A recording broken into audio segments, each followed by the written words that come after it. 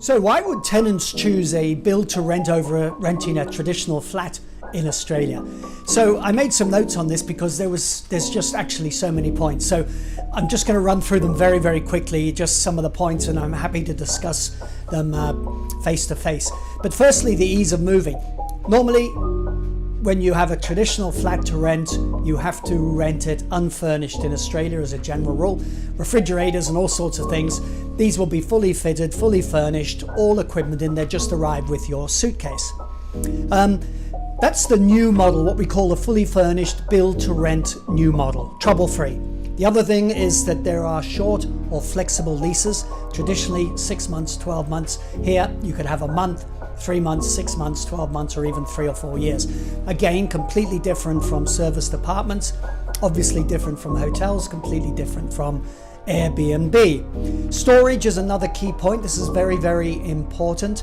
A lot of the model for build to rent apartments don't actually have a lot of storage. They're assuming that the tenants just aren't going to stay long term or just have a small amount of storage. We're putting in huge amounts of storage so that if somebody does want to stay 2, 3, 4 years, they can buy things and be very comfortable.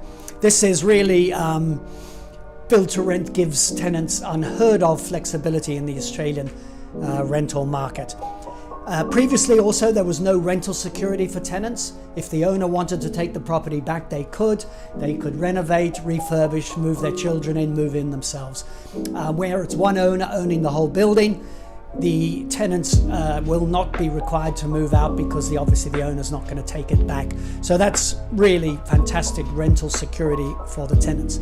Same when there is maintenance or upkeep to take care of. They can move into another flat in the building.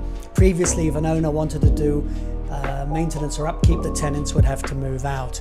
So they're not disrupted. Finally, one of the key points is that less noise and disruption.